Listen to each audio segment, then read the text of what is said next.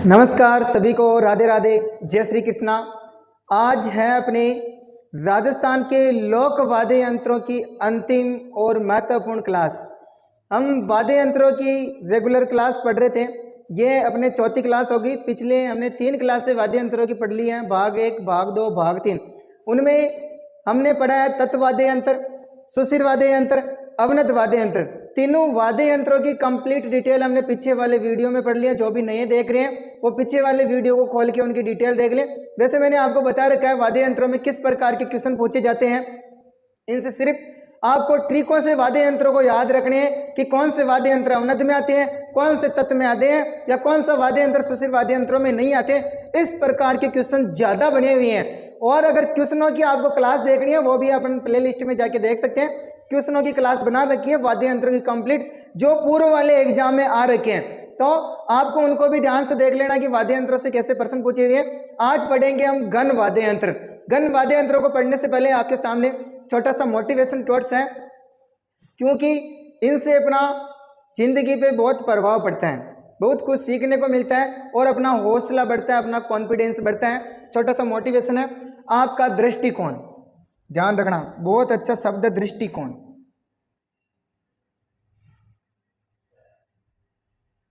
दृष्टिकोण,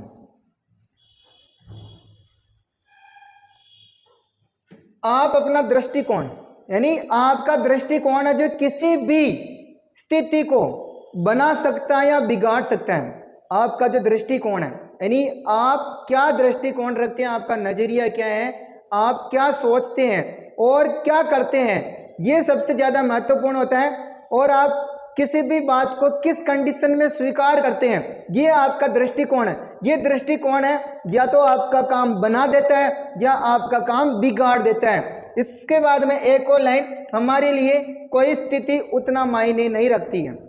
हमारे लिए कोई भी स्थिति उतना मायने नहीं रखती है जितना कि हमारा रूप। यही वो शब्द है, यानी यही तय करता है हमारा रूप कि अपनी सफलता और अपनी असफलता, यानी हम सफल होंगे या असफल होंगे।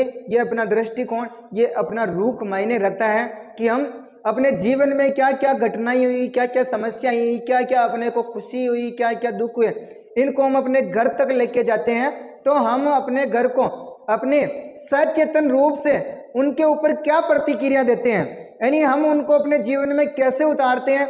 यानी आपको कोशिश करनी चाहिए, चाहे कोई भी घटना, कोई भी परिस्थिति है, उसको सकारात्मक दृष्टिकोण से अपनाना चाहिए, यानी उसको सकारात्मक दृष्टिकोण देना चाहिए। सदैव उन जो भी घटनाएं या जो भी अपने दिनचर्या में जो भी हुआ, उनको सदैव पॉजिटिव लेते हैं तो आप जिंदगी में सफल होते हैं। और यही आपका दृष्टिकोण तय करता है कि आप जिंदगी में सफल हैं या असफल हैं, आप फेल्ड हैं या आप पास हैं। ये आपके लिए बहुत महत्वपूर्ण आपका दृष्टिकोण। तो ध्यान रखना, ये अपना दृष्टिकोण ही होता है जो अपना विश्वास बढ़ाता है, अपना हौसला बढ़ाता है। यदि आप हर चीज को नेगेटिव ले रहे हो, बिना कारण ही मतलब गहराई से गहराई में सोचते हुए, कुछ भी घटनाएं या कुछ भी हुई उनको डीपली सोचते हुए नेगेटिविटी में जा रहे हो, हर बात को कोई कुछ बोले, दोस्त बोले, परिवार बोले, उनको हर चीज को अगर नेगेटिव लेते हैं अपने ऊपर, तो वो अपने जीवन पे बहुत गहरा प्रभाव डालती है। चाहे जो भी घटनाएं हो, दोस्तों से संबंधित, परिवार से संबंधित या अपने साथियों से संबंधित, जो भी अपने आसपास में, हर चीज को सकारात्मक दृष्टिकोण से देखना चाहिए। भाई ये ऐसी बात है तो इसका सकारात्मक दृष्टिकोण क्या हो सकता है, इसके प्रति क्या सही मायना है, क्या गलत मायना है। तो अपने को कभी भी उस माइनस वाले पॉइंट को नहीं ढूंढना है। हर चीज में कोई ना कोई पॉजिटिव वाइब्स निकलती है, चाहे कोई सी भी घटना ही हो उससे, और अपने को अच्छा आगे बढ़ने का मौका मिलता है। जिंदगी में जो भी घटनाएं आती हैं, जो भी अपने मुसीबतें आती हैं, अपने को जो भी संघर्ष करना पड़ता है, वो अपने को और ऊंचा उठाने के लिए आती है, यानी अपने को और दृढ़ और मजबूत बनाने के लिए आती है। ये आपको सदैव सोच रखनी है। तो चलते हैं, आपका बिना टाइम वेस्ट किए थोड़ा सा आपको इससे भी हौसला, और बहुत सी व्यक्ति या पर्सन ऐसे हो सकते हैं, साथी हो सकते हैं जिनको ऐसी कंडीशन या समस्याएं हो सकती हैं, तो वो ऐसे थोड़ा अपना हौसला बढ़ा सकते हैं और थोड़ा अच्छा कर सकते हैं। तो चलते हैं अपनी वाद्य यंत्रों की ओर। आज पढ़ने वाले हम गण वाद्य यंत्र। क्या पढ़ेंगे? गण वाद्य यंत्रों की अपने बहुत ही शानदार ट्रिक है। गण वाद्य यंत्रों को पढ़ने से पहले मैं आपको एक बार पीछे वाले वाद्य यंत्रों के थोड़े दर्शन करवा देता हूं, जिससे आपको थोड़े से दिमाग में वापस बैठ जाइए। ठीक है, देख लीजिए पीछे वाले वाद्य यंत्र, ट्रिक भी आपको सही से याद हो जाए थोड़ी सी। बाकी हमने हर एक चीज तो डिटेल तो पढ़ ही ली है, जो भी नए देखते हैं वो पीछे वाली क्लासों में जाके देख सकते हैं। यहाँ सिर्फ रिवीजन के लिए बता रहा हूँ।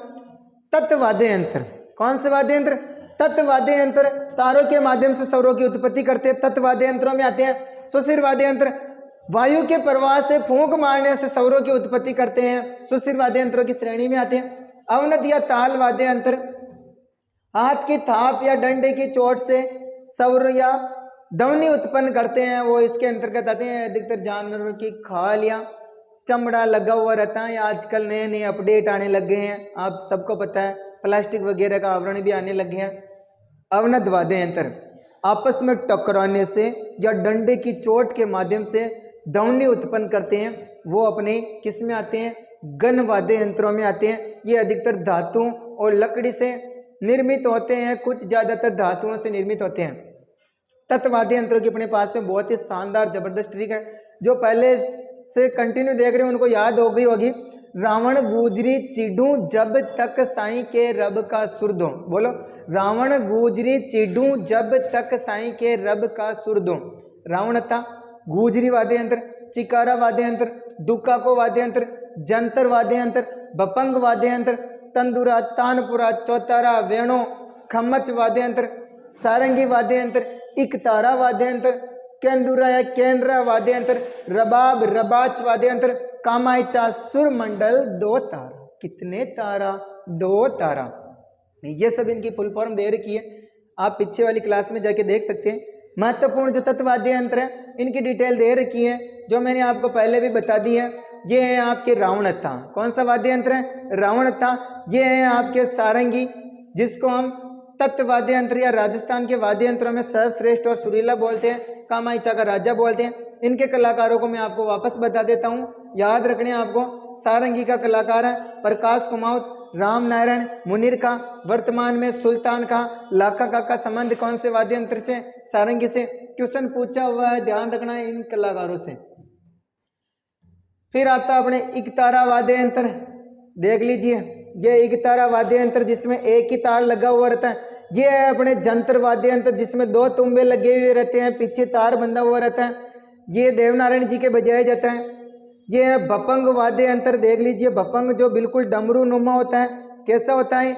डमरू नुमा वाद्य यंत्र है, जिसमें यहाँ पर इस खूंटी के तार लगा हुआ रहता है। ये तार स्वर की उत्पत्ति करता है, और इसका प्रमुख कलाकार अपने जहूर का मेवाती, उमर खां मेवाती। तंदूरा, तानपुरा, चौतारा, चार तारों वाला वाद्य यंत्र है, देख लीजिए आप चित्र में देख सकते हैं। फिर आता है कामायचा, इसको सारंगी की रानी बोलते हैं और सारंगी को कामायचा का राजा बोलते हैं। दोनों का ध्यान रखना आप, ठीक है। इसके कलाकार आपको ध्यान रखने होते हैं शक्कर खां, गेवर खां, दाना खां। ट्रिक में याद करवा दी था ना, शक्कर खां, गेवर खां, दाना खां। साकर खां, गेवर खां, दारा, दाना नहीं है, दारा खां, ठीक है। दापू खां का संबंध भी किससे है? कामायचा से। जैसलमेर के दुर्ग में ये कामायचा बजाते थे। मूमल मारी बरसानेरी मूमल, ये जगजीत सिंह गजल गायक, इनका निधन हो गया था 2011। इनका संबंध भी इनसे। सुरमंडल चतुष्कोणीय वाद्य यंत्र होता है, झनकार वगैरह में आता है। सुरिंदा सारंगी जैसा होता है। बपंग अपंग लगभग एक जैसा ही होता है, दोनों में थोड़ा सा फर्क है। दुका को डूंगरपुर में भील जनजाति का। फिर आता अपने ये चिकारा, यह आता अपने चिकारा वाद्य यंत्र, इसमें 3 तार होते हैं। फिर आता अपने रबाच, ये 12 तारा वाला होता है, रावड़ों भाटों द्वारा बजाया जाता है। फिर आता अपने रबाब, 4 तार वाला होता है, टोक में क्षेत्र में मुसलमानों द्वारा बजाया जाता है। वीणा सरस्वती का वाद्य यंत्र है, विश्व मोहन वीणा का संबंध इन्हीं से है। केनरा वागड़ प्रदेश में मकर संक्रांति के अवसर पर गला लेंग की गाथा गाते हैं ये वीणा। ये हमने सुशिर वाद्य यंत्र भी पढ़े थे बहुत अच्छे से। सुशिर वाद्य यंत्रों की ट्रिक क्या है? बोलो मेरे साथ में, बोलो। पाबू बाबा ने मोना एवं सीता सत कहा कि अब तुम घर में बीन बजाओ। बोलो, पाबू बाबा ने मोना एवं सीता सत कहा कि अब तुम घर में बीन बजाओ। ठीक है, અને ध्यान है बीन बजावा का मामला में अपना राजस्थान का नंबर 1 है। ओ बीन को न तो शादी ब्याह में बैंड बाजा के ब्याह में और जो भी आपने काम होवे वहाँ का महीने लगाई नागिन की धुन और जबरदस्ती रुमाल लेनी झूम जाए। ठीक है, और उनको दोस्त दूसरों बड़ बेटा खाकार थाक जाए तो बहुत जबरदस्त पुंगी बजावा रुमाल मुई पास हो जाएगा। बोलो, पाबू बाबा ने मोना एवं सीता सत कहा कि अब तुम घर में बीन बजाओ। पासे पावरी, भूसे भूंगल, बासे बांकिया पुपड़ा, बासे बांसुरी, नसे नड़, मोसे मोरचंग, नासे नागपणी, से सींगा, सींग जैसा होता है, तास से तारपी का ध्यान रखना, कंफ्यूज करने के लिए आता है। सतारा, करना, हरनई, सुरनई, सहनई, अलगोचा, बरगू, तुरही, मसक, गरलिया, बीन, ये महत्वपूर्ण वाद्य यंत्र हैं जो अपनी सुशिर वाद्य यंत्रों की श्रेणी में आते हैं। अलगोचा अपने राजस्थान का राज्य वाद्य यंत्र है। इसका कलाकार ध्यान रखना रामनाथ चौधरी पदमपुरा के निवासी हैं जो नाक से अलगोचा बजा लेते हैं। दोदे खां भी इसके कलाकार हैं। विस्तृत डिटेल देखनी है आपको और अच्छे से तो पीछे वाली क्लास देख सकते हैं। सैनई, नफीरी, सुंदरी सुशिर वाद्य यंत्रों में सर्वश्रेष्ठ एवं सुरीला वाद्य यंत्र माना जाता है इसको। इसके प्रमुख कलाकार उस्ताद बिस्मिल्ला खां, ये देख लीजिए सहनई जिसको नगाड़े के साथ में बजाया जाता है। फिर आता अपने मोरचंग। कौन सा चंग? मोरचंग से भी बहुत ही शानदार आवाज निकलती है। राजस्थान का जूर्ज हार्प बोलते हैं। राजस्थान का सबसे छोटा वाद्य यंत्र भी यही माना जाता है। इसका कलाकार है कपूर खान। इसका कलाकार कौन है? कपूर खान।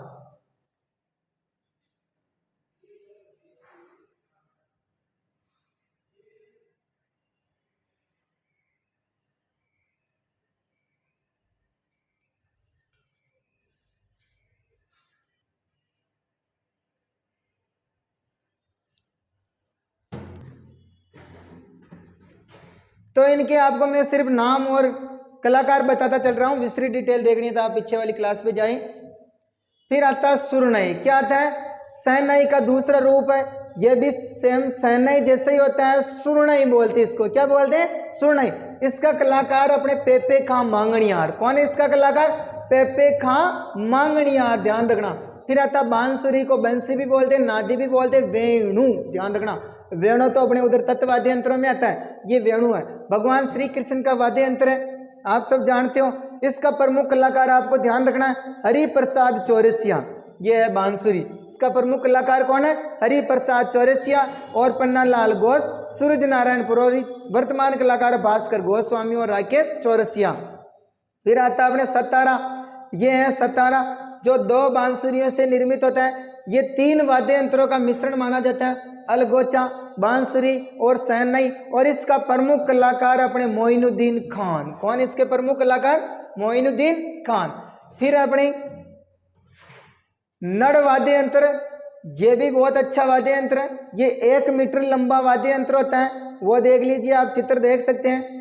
इसका कलाकार ध्यान रखना आपको करना बील। कौन सा बील? करना बील। लंबी लंबी मूंछों के लिए फेमस है, वही नड़ का कलाकार है। नड़ का छोटा रूप कानी वाद्य यंत्र कहलाता है। कौन सा कहलाता है? कानी। मसक, ये देखो मसक कैसी होती है? एक थैलेनुमा संरचना होती है जो अंग्रेजी वाद्य यंत्र बैग पाइपर के समान होती है। ये वर्तमान में आर्मी, बैंड और पुलिस में बजाई जाती है। इसको प्राचीन समय में अतिथियों के स्वागत के लिए। फिर अब बांकिया, ध्यान रखना प्रश्न आया हुआ है। सरगड़ा जाति का खानदानी वाद्य यंत्र। किसका वाद्य यंत्र? सरगड़ा जाति का। इसके जैसी अपने तुरी होती है, ध्यान रखना। तारपी कथोड़ी जनजाति का सुशिर वाद्य यंत्र होता है। ये रही तुरी। प्राचीन समय में दुर्गों एवं राजमहलों के प्रवेश द्वार में बजाई जाती थी तुरही। देखो बिल्कुल तुरही वाद्य यंत्र है।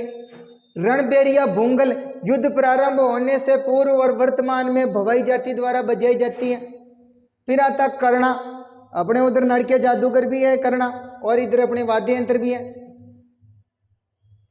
यह है कर्णा। ठीक है। राज दरबार और युद्ध के समय में बजाया जाता था, ये भी चिलम के समान है, इनमें थोड़ा थोड़ा ही फर्क है, लगभग सारे फूफाड़ा एक जान का ही होगा, थोड़ा थोड़ा सो फर्क है। नागपणी ये सर्पिलाकार वाद्य यंत्र है, तो ये फूफाड़ो ही है, लेकिन इन्हें घुमा दियो थोड़ा सा, सांप जान बना दियो ना। इनमें भी अलग अलग प्रकार का, बिल्कुल सांप जैसा भी आता है इसमें, ठीक है, ऐसा भी आता है बिल्कुल सर्प के जैसा, इसको नागफणी बोलते हैं। सर्पिलाकार वाद्य यंत्र वर्तमान में साधु सन्यासियों द्वारा बजाया जाता है। पुंगी बजा तो ऐजिर जोगी, बीण बजा तो ऐजिरे, कालबेलिया जाति का मुरला, ये है मुरला, जो एक तुंबे के नीचे दो बांसुरियां लगाकर बनाया जाता है। शंख वर्तमान में मंदिरों में बजाया जाता है, पहले ये बजाया जाता था युद्ध के समय में, युद्ध समाप्त होते समय आप रामायण महाभारत देखो, लास्ट में शंख बजावा संध्या बाजते। गुरालियो घोड़ू बाजा, ये भी 5 से 6 अंगुल बांस का बना हुआ होता है, ये अपने इसमें घुंघरू वाद्य यंत्र लगे होने के कारण गण वाद्य यंत्रों में भी आता है। पावरी पाविका अंग्रेजी के सी आकार जैसा होता है, कथोड़ी भील जाती बजाती है। फिर आता है एक पेली, बांसुरी नुमा मेवात क्षेत्र में बजाया जाता है। बिगुल, यह भी बांकिया जैसा होता है बिगुल, युद्ध प्रारंभ व समाप्त होते समय बजाया जाता है। एक और आता है सिंगा, सिंगी, सिंगा, यह बिल्कुल बैल के सींग जैसा होता है। कैसा होता है? बैल के सींग जैसा। इसमें भी बहुत सारे प्रकार आते हैं, ठीक है, इधर से इसको बजाया जाता है।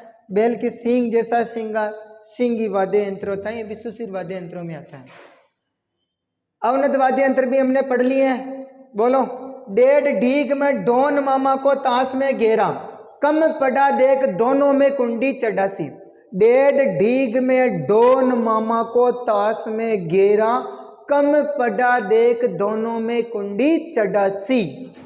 साथ में बोलो, वापस रिकैप करके आपको याद हो जाएगा। डे से डेरू, डे से डमरू, डी से डीब को, ग से गडगडानी, डो से डोल ढोलक, न से नड़, माँ से मांदड़, माँ से माठ, ता से तासा, गेरा से गेरा वाद्य यंत्र, क से कमर वाद्य यंत्र, मर्दंग, पखवाज, डाक, द से हो जाएगा अपने दमामा, ख से हो जाएगा अपने खंजरी, ख से क्या हो जाएगा? खंजरी। दो से हो जाएगा 200 वाद्य यंत्र, नौ से नौबत, कुड़ी से कुंडी वाद्य यंत्र, च से चंग, सी से शिल्प वाद्य यंत्र। इनके मैंने आपको चित्र भी बताए हैं।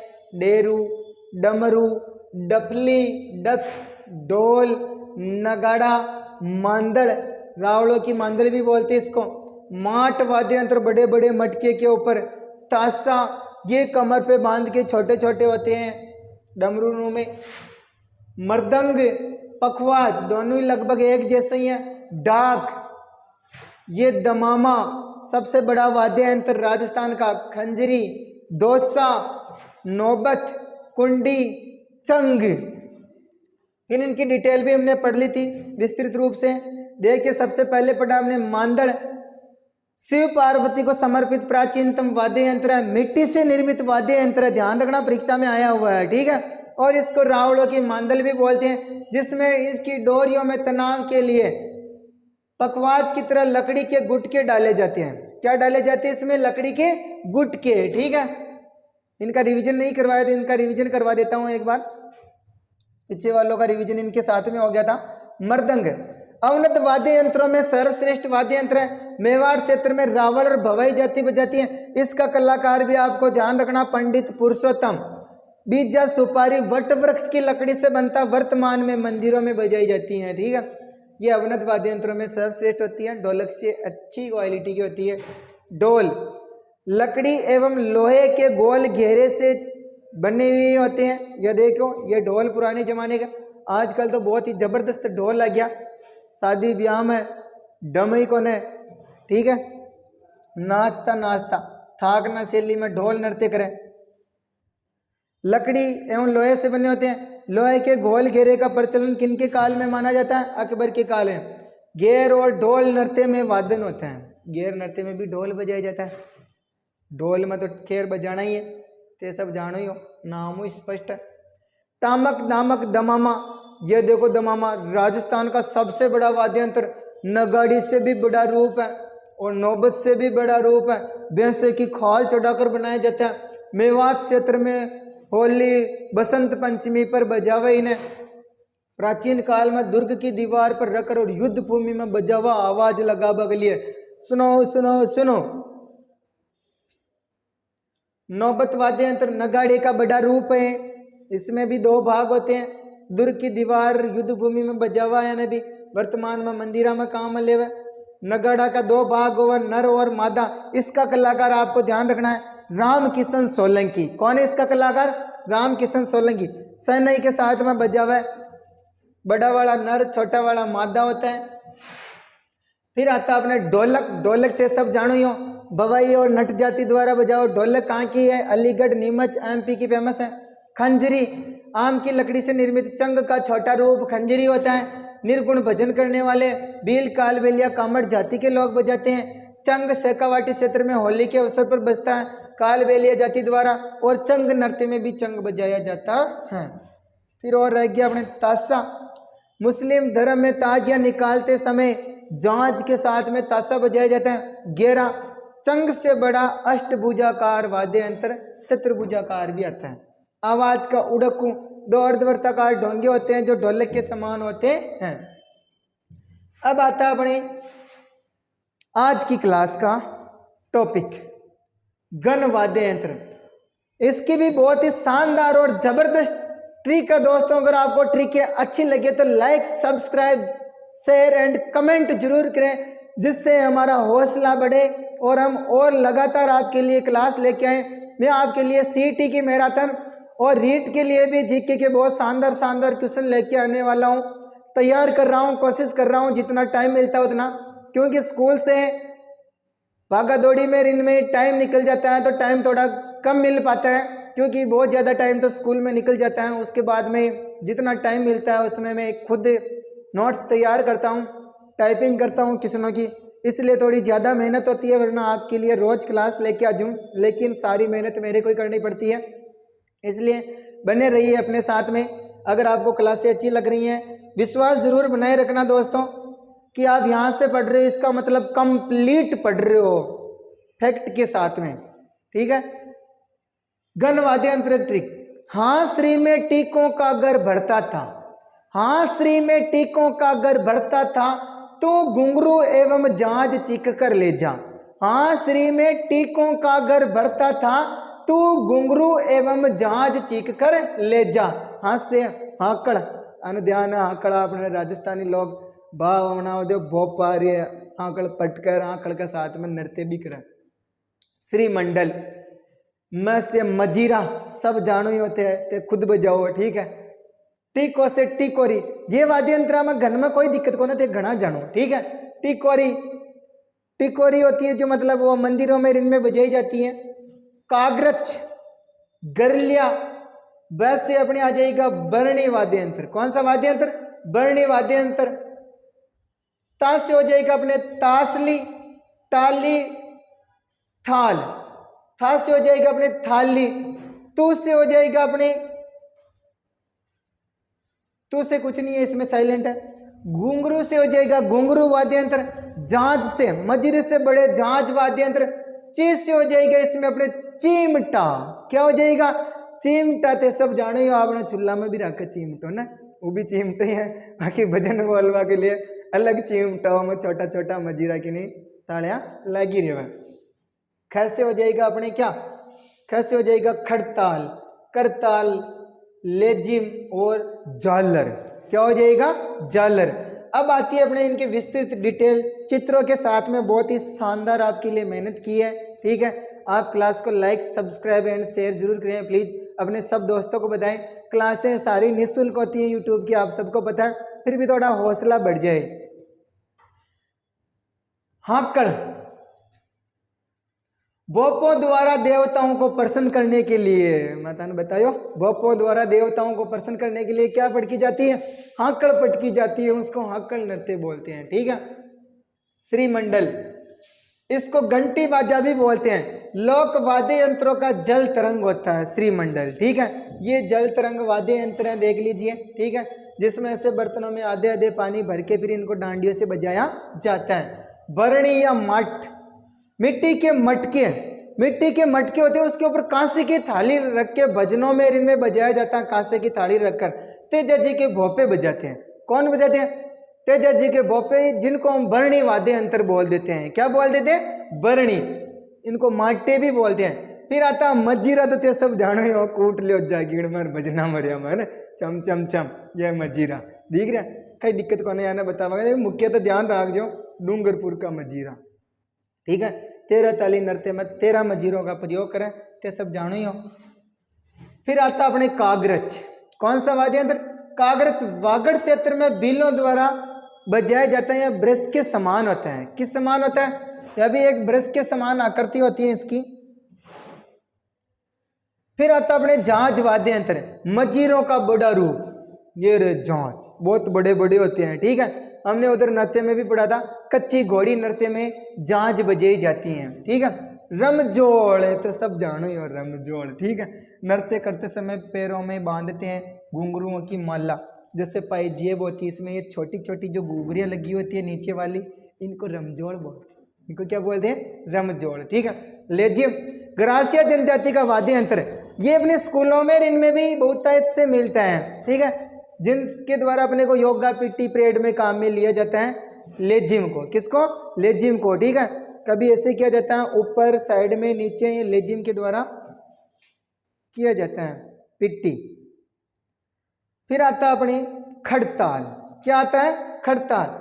ये खड़ताल है जो 6 से 8 इंच लंबी चौड़ी लकड़ियों से निर्मित खड़ताल बनी हुई होती है।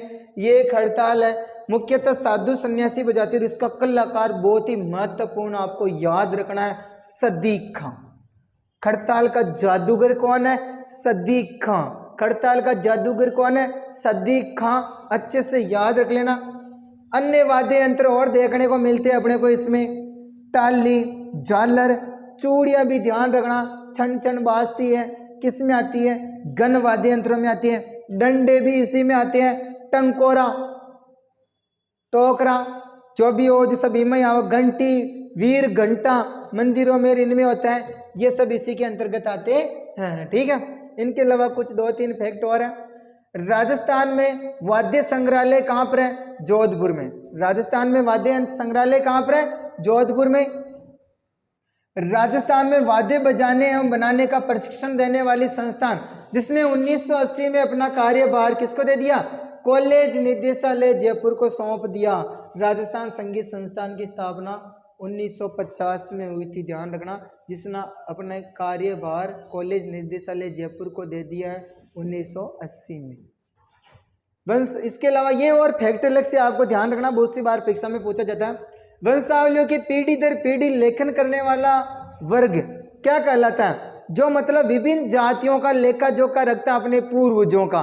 दादाजी बड़ा घनी पीढ़ियों का लेखा जोखा रखा है। फिर वहाँ की पोतियाँ रेवाती थी मोटी, वहाँ न फिर कोई भी फंक्शन या विशेष कार्य होते तब उनको वो पोती खुलवाते हैं। क्या खुलवाती है? पूर्वता की पोती खुलवाती है। तो वो पोती बाँचता कौन है, पढ़ता कौन है? ये अलग अलग जातियों में इनको अलग अलग बोलते हैं। बड़वा बोलते हैं इनको, जागा बोलते हैं इनको, भाट बोलते हैं इनको, राव जी महाराज भी इन्हीं को बोलते हैं, ठीक है।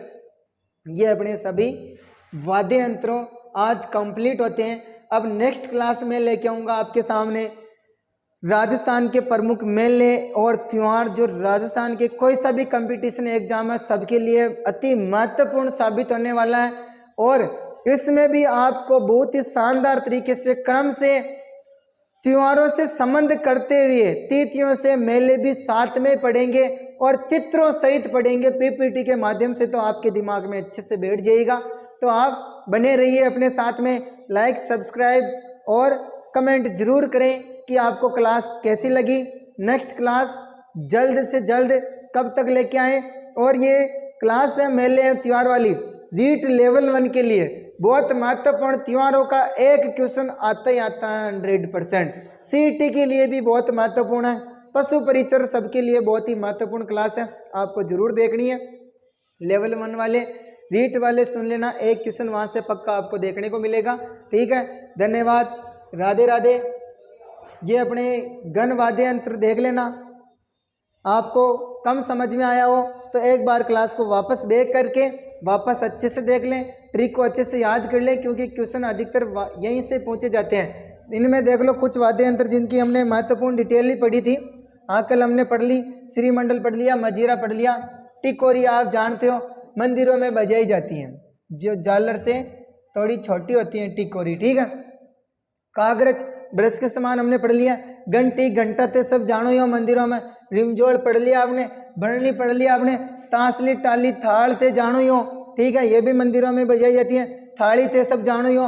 घुंघरू गुरालियों जो नृत्य करते समय पैरों में मोटे मोटे घुंघरुओं की माला पहनी जाती है।